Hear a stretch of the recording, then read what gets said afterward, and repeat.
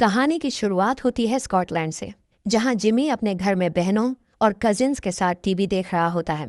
तभी बाहर अचानक एक सायरन बजने लगता है। सब डर जाते हैं।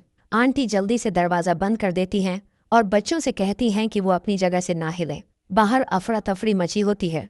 जिमी दरवाजे के पास जाकर अपने पापा को बुलाता है, लेकिन तभी दरवाजा जोर से हिलने लगता है और अचानक कुछ डरावने इन्फेक्टेड लोग अंदर घुस आते हैं। वो दिखने में जॉम्बी जैसे होते हैं। वो सब लड़कियों पर हमला कर देते हैं और उन्हें काट कर खा जाते हैं। जिमी दरवाजे के पीछे छुपा होता है, इसलिए बच जाता है। वो जैसे तैसे भागता है, लेकिन भागते हुए देखता है कि उसकी माँ को भी इन्फेक्टेड खा रहे हैं।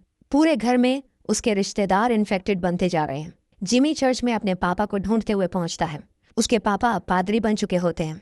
वो जिमी को समझाते हैं कि इन्फेक्टेड बुरे नहीं हैं, बल्कि ये भगवान का फैसला है। वो जिमी को अपना क्रॉस देते हैं और कहते हैं कि भगवान पर भरोसा रखो।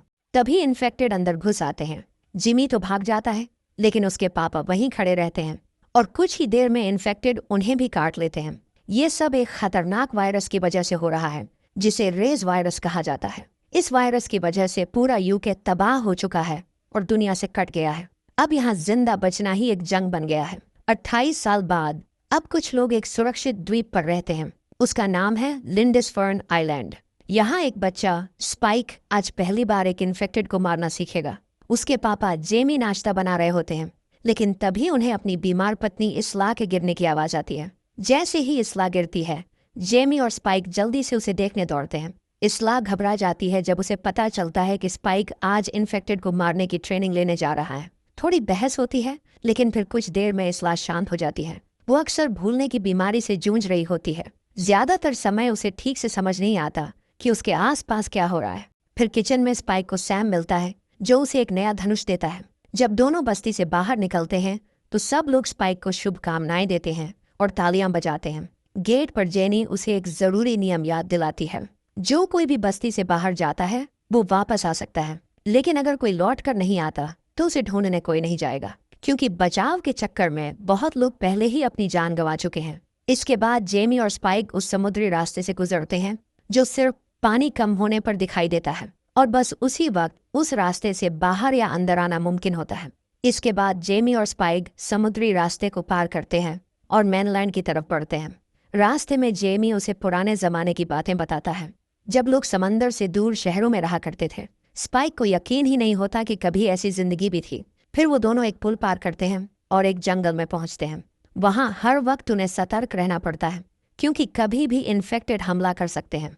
थोड़ी देर बाद उन्हें एक धीमा सा इन्फेक्टेड जमीन पर रेंगता हुआ दिखता है, जिसकी पीठ पर एक पक्षी बैठा होता है। वो इन्फेक्टेड मिट्टी से कीड़े निकालकर खा रहा होता है। स्पाइक धनुष तानता है और एक ही निशाने में तीर उसके गले में मारता है। इन्फेक्टेड वहीं ढेर हो जाता है। तभी पीछे से एक और इन्फेक्टेड आ जाता है, जिसे जेमी तुरंत तीर से मार देता है। उनकी आवाजें सुनकर और भी इन्फेक्टेड पास आने लगते हैं। जेमी एक और को मार देता है, लेकिन जब आखिरी इन्फेक्टेड पास आता है तो स्पाइक उसे मारने से मना कर देता है। जेमी अपने बेटे पर गर्व महसूस करता है, लेकिन स्पाइक अंदर से बेचैन है, क्योंकि किसी को मारना उसके लिए आसान नहीं है। जंगल के अंदर जेमी और स्पाइक आगे बढ़ते रहते हैं। रास्ते में उन्हें कुछ खूबसूरत जानवर भी दिखते हैं। थोड़ी दूर चलने के बाद उन्हें एक पुराना छोड़ा हुआ घर मिलता है। वहाँ एक इन्फेक्टेड उल्टा लटका हुआ होता है। उसके सिर पर एक कपड़ा ढक्का होता है और उसकी पीठ पर कुछ अजीब से निशान खुदे होते हैं।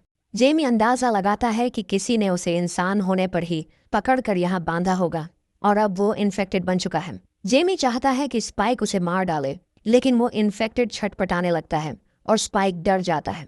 अचानक इन्फेक्टेड खुद को छुड़ा लेता है। घबराहट में स्पाइक तीर चला देता है और वो सीधा उसके सिर में लगता है। इन्फेक्टेड वहीं मर जाता है। इसके बाद वो दोनों फिर आगे बढ़ते हैं। चलते चलते उन्हें जमीन पर एक आधा खाया हुआ जानवर दिखता है।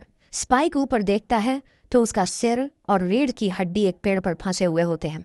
जेमी पहली बार परेशान हो जाता है, क्योंकि इस तरह का हमला सिर्फ एक अल्फा इन्फेक्टेड ही कर सकता है। वो तुरंत स्पाइक को तेजी से चलने और बिल्कुल भी आवाज ना करने को कहता है। जैसे ही वो लोग एक खुले मैदान में पहुंचते हैं, वहां उन्हें इन्फेक्टेड का एक झुंड और उनका खतरनाक लीडर अल्फा इन्फेक्टेड दिखता है। दोनों डरकर जंगल की तरफ भागते हैं और पीछे से पीछा शुरू हो जाता है। इतनी खतरे वाली हालत में भी जेमी स्पाइक को ट्रेनिंग देना नहीं छोड़ता। वो उसे समझाता है कि दौड़ते हुए कैसे निशाना लगाना है और कहाँ मारना है, सिर या दिल पर। भागते भागते वो फिर उसी छोड़े हुए घर में पहुंचते हैं और पीछा कर रहे इन्फेक्टेड पर तीर चलाते हुए अंदर जाते हैं। जल्दी जल्दी वो एक सुरक्षित जगह ढूंढते हैं और उन्हें घर की ऊपरी छत वाला हिस्से का दरवाजा मिल जाता है। वो दोनों जल्दी से ऊपर चढ़कर अटारी में घुस जाते हैं और दरवाजा बंद कर लेते हैं, इससे पहले कि इन्फेक्टेड उन्हें देख सकें। कई घंटे बीत जाते हैं, लेकिन जेमी और स्पाइक अटारी से बाहर देखते रहते हैं। अल्फा इन्फेक्टेड अब भी वहीं आसपास घूम रहा होता है और जाने का नाम नहीं लेता। जेमी अपने बेटे को समझाता है कि अल्फा बाकी इन्फेक्टेड से ज्यादा बड़ा, ज्यादा चालाक और बहुत खतरनाक होता है। उसे मारने के लिए बहुत सारे तीर लगते हैं और उनके पास अब तीर बचे ही नहीं हैं, इसलिए अभी उन्हें चुपचाप इंतजार करना पड़ेगा। स्पाइक थोड़ा मायूस होता है। उसे लगता है कि उसने कई बार निशाना चुका दिया और डर के मारे जल्दी तीर नहीं चला पाया, लेकिन जेमी उसे हौसला देता है और कहता है कि पहले दिन के लिए उसने बहुत अच्छा किया। रात के बीच में दोनों बाहर एक इंसान को टॉर्च लेकर घूमते देखते हैं। जेमी बताता है कि ये क्वारंटीन पेट्रोल है जो बाहर के हालात पर नजर रखते हैं। दूसरी तरफ एक आग जलती हुई दिखती है, जिसे देखकर स्पाइक हैरान हो जाता है और पूछता है कि वो क्या है, लेकिन जेमी जल्दी से बात बदल देता है। फिर जब स्पाइक सो जाता है तो उसे एक अजीब सा सपना आता है जिसमें उसकी माँ किसी हिलती हुई जगह में डूब रही होती है। तभी जेमी उसे जगाता है। असल में अब घर हिलने लगा होता है और वो दोनों जल्दी से बाहर निकलने लगते हैं। दोनों समय रहते बाहर निकल जाते हैं और उनके निकलते ही घर की छत गिर जाती है। जेमी जानता है कि इतनी जोर की आवाज से इन्फेक्टेड जरूर आ जाएंगे, इसलिए वो और स्पाइक तेजी से घर की तरफ भागते हैं। लेकिन अब समुद्र का पानी फिर से चढ़ चुका है और उस रास्ते को ढक चुका है, लेकिन पानी ज्यादा गहरा नहीं होता, इसलिए वो दोनों अब भी पार कर सकते हैं। अचानक उनके ऊपर बहुत सारे पक्षी उड़ते हैं और तभी अल्फा इन्फेक्टेड समुद्र के बीच वाले रास्ते पर आकर उनका पीछा करने लगता है। भागते हुए स्पाइक पानी में कई बार फिसलता है, लेकिन जेमी तुरंत उसे संभालता है और दोनों मिलकर दौड़ते हैं।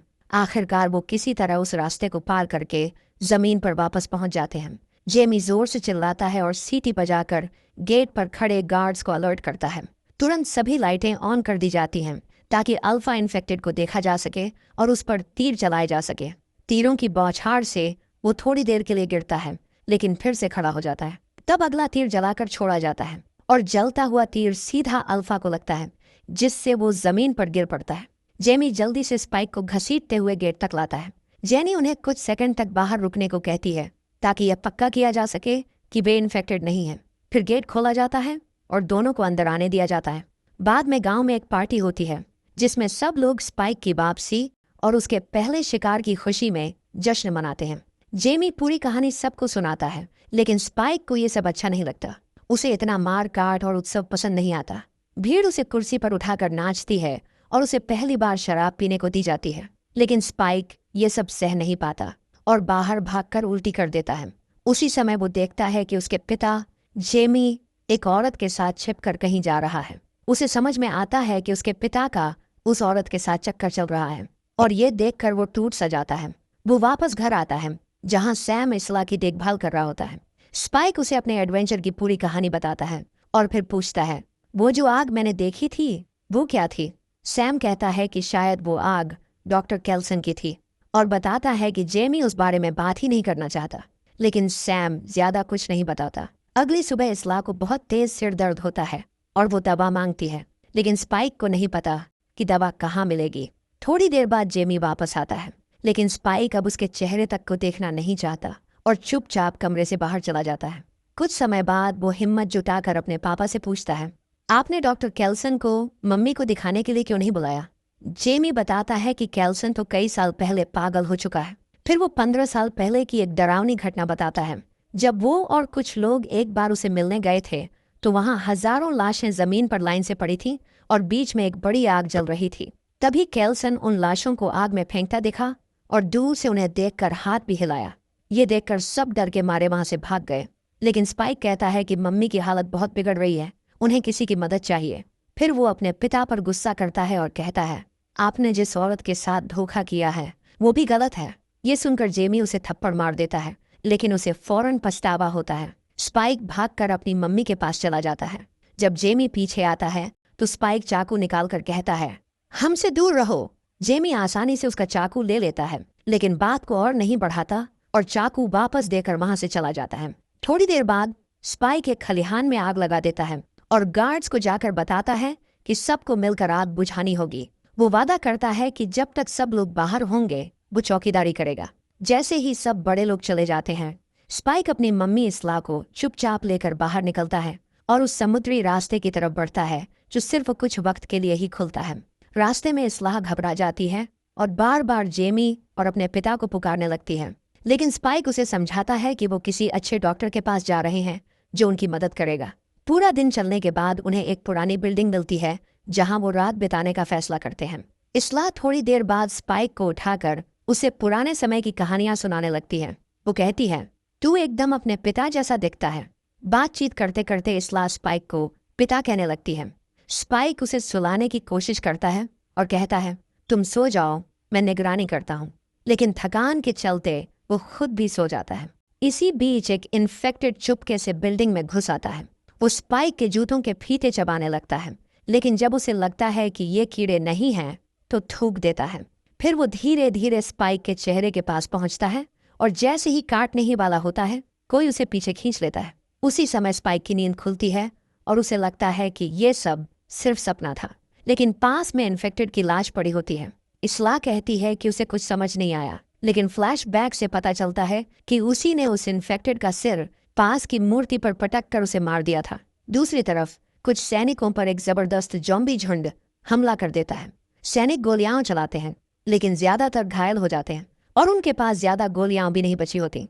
कुछ ही देर में इन्फेक्टेड उन्हें काटने लगते हैं और कई सैनिक खुद भी ज़ॉम्बी में बदलने लगते हैं। बाकियों को मजबूरी में अपने ही साथियों को गोली मारनी पड़ती है। आखिर में बस 3 सैनिक किसी तरह बच पाते हैं और एक सुरंग तक भागकर दरवाजा बंद कर देते हैं। फिर वो जो ज़ॉम्बी पास आते हैं उन्हें गोली मार देते हैं। थोड़ी देर बाद जब वो सुरंग को एक्सप्लोर करते हैं, तभी अचानक एक अल्फा ज़ॉम्बी उन पर झपटता है। वो एक सैनिक को पकड़कर उसकी गर्दन तोड़ देता है और उसकी रीढ़ की हड्डी से दूसरे सैनिक को मार गिराता है। तीसरा सैनिक इन्फेक्टेड को गोली मारता है और सुरंग से बाहर भाग जाता है। अब कहानी दोबारा इसलाह और स्पाइक पर आती है। दोनों सफर पर निकल चुके होते हैं, लेकिन इसलाह बार बार अपने भ्रमों में फंसी रहती है। जब उन्हें रास्ते में एक पुरानी मूर्ति मिलती है तो वो स्पाइक से ऐसे बात करती है जैसे वो उसका असली पिता हो। अचानक उसकी नाक से खून बहने लगता है और खून की गंध से एक इन्फेक्टेड उनकी तरफ खींचा चला आता है। स्पाइक तुरंत तीर से उसे मार देता है, लेकिन उस ज़ॉम्बी का खून इसलाह के माथे पर गिर जाता है, जिसे स्पाइक जल्दी से साफ कर देता है ताकि इसलाह उसे छू ना ले। थोड़ी ही देर में और इन्फेक्टेड भी वहां आ जाते हैं। दोनों दौड़ने लगते हैं और जब कोई ज़ॉम्बी पास आता है तो स्पाइक तीर मारकर उसे गिरा देता है। भागते भागते वो एक पुराने पेट्रोल पंप तक पहुंचते हैं और दरवाज़ा खोलने में काफ़ी मेहनत के बाद अंदर दाखिल हो जाते हैं। कमरा धुएं से भरा होता है, जिससे सांस लेना मुश्किल हो जाता है, लेकिन इन्फेक्टेड उनका पीछा करते हुए अंदर आ जाते हैं और स्पाइक उन्हें रोकने के लिए पास की चीज़ें उन पर फेंकता है, लेकिन ज़ॉम्बी बहुत ज़्यादा होते हैं और वो दोनों को घेर लेते हैं। तभी ऊपर से एक सीलिंग हैच खुलता है और सैनिक एरिक वहां से उन्हें छुपने के लिए कहता है। फिर वो इन्फेक्टेड पर फायरिंग शुरू कर देता है। गोलियों की वजह से गैस में जोरदार धमाका होता है। जिंदा जलते हुए सभी ज़ॉम्बी वहीं ढेर हो जाते हैं। इसलाह और स्पाइक एक कोने में छुपे होते हैं, इसलिए उन्हें कोई नुकसान नहीं होता। जैसे ही आग थोड़ी शांत होती है, वो दोनों बाहर निकल जाते हैं। इसलाह को उल्टी आने लगती है और उसके सिर में दर्द भी होता है। तभी एरिक पास आता है और उनसे रास्ता पूछता है, लेकिन जब स्पाइक को जवाब नहीं दे पाता तो एरिक थोड़ा घबरा जाता है। आखिर में एरिक भी उनके साथ चलने का फैसला करता है और यहाँ तक कि इसलाह को गोद में उठाकर चलने को तैयार हो जाता है। कुछ घंटे बाद तीनों एक जगह रुकते हैं। एरिक अपना फ़ोन निकालता है, लेकिन उसमें सिग्नल नहीं होता और बैटरी भी बहुत कम होती है। स्पाइक ने पहले कभी फ़ोन नहीं देखा था, तो एरिक उसे फ़ोन के बारे में समझाता है और अपनी गर्लफ्रेंड की फ़ोटो भी दिखाता है। स्पाइक ने कभी प्लास्टिक सर्जरी नहीं देखी थी, इसलिए एरिक की गर्लफ्रेंड की फ़ोटो देखकर उसे वो औरत अजीब लगती है। तभी फ़ोन की बैटरी ख़त्म हो जाती है और एरिक गुस्से में आकर फ़ोन फेंक देता है। फिर तीनों फिर से सफ़र पर निकल पड़ते हैं।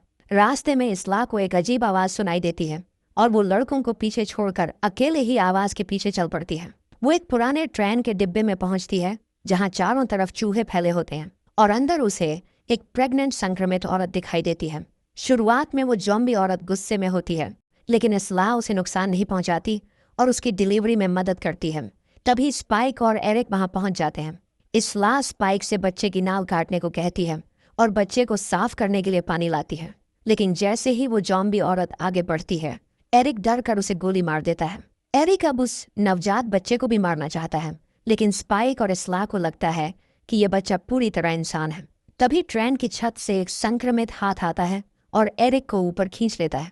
फिर वही अल्फा जॉम्बी ट्रेन में कूद कर आता है, जो एरिक का कटा हुआ सिर हाथ में लिए हुए होता है। वो गुस्से में आकर तीनों के पीछे दौड़ पड़ता है। स्पाइक तीर चलाकर उसे धीमा करता है और इसला, स्पाइक और बच्चा किसी तरह ट्रेन से कूदकर बाहर निकलते हैं। तभी डॉक्टर कैल्सन वहां पहुंचता है और एक बेहोश करने वाला तीर मारकर अल्फा को गिरा देता है। डॉक्टर कैल्सन खुद को इंट्रोड्यूस करता है और बताता है कि उसने अपने शरीर पर आयोडीन लगाया है, जो उसे वायरस से बचाता है।